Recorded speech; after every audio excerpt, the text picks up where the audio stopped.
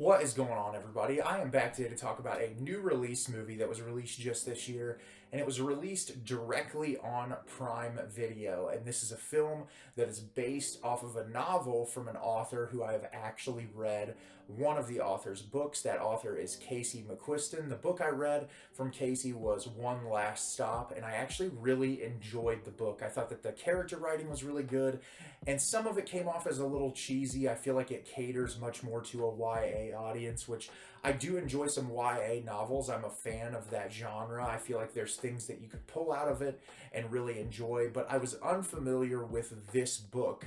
So I just went in to watch the movie because I always think it's interesting to see these really popular novels get turned into movies. And with this one being released directly on Prime Video, I wasn't 100% sure how it was going to be received, but I watched it anyway, and the movie I'm going to be discussing today is Red, White, and Royal Blue. Red, White, and Royal Blue is directed by Matthew Lopez. After an altercation between Alex, the president's son, and Britain's Prince Henry at a royal event becomes tabloid fodder, their long-running feud now threatens to drive a wedge in U.S.-Britain relations. When their rivals are forced into a staged truce, their icy relationship begins to thaw, and the friction between them sparks something deeper than they ever expected. So, I was very excited to watch this movie because, like I said, really enjoyed the book from Casey McQuiston that I read. Obviously, this is a queer romance, and so I was very excited to see what this movie was going to be like, and unfortunately, this movie was not for me in any way, shape, or form.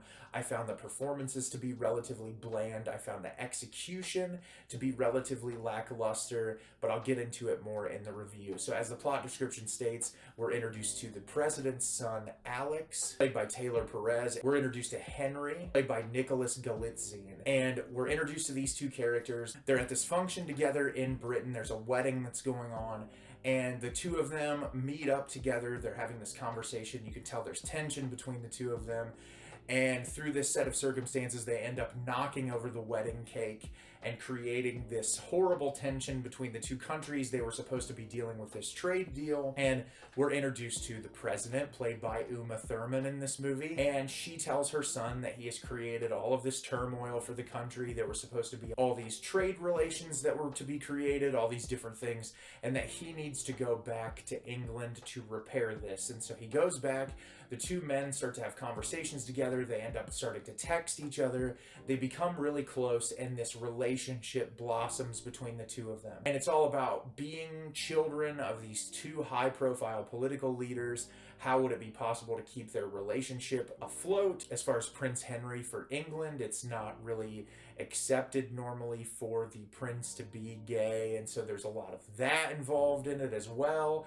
And so it's all about the relationship issues that the two of them have while, presenting themselves as the children of some of the most powerful people on the planet. And premise-wise, this sounds really interesting, but the problem, as I said, is the execution. A lot of this movie is incredibly bland. It's about a 2-hour and 5-minute runtime, somewhere in there. Obviously, a little bit of it is credits, but there were so many scenes that just felt recycled over and over again of the same conversations that just don't add anything into the character development or building of these people to really make you care all that much for them. And aside from that, the other issue that I have is I think the two lead actors have moments where their chemistry is really great, where they have moments they play off each other really well, and that their relationship feels naturalistic for brief moments. But for a majority of the film, a lot of it is in the direction of the actors and the dialogue delivery. The dialogue from most of these actors, including our Uma Thurman,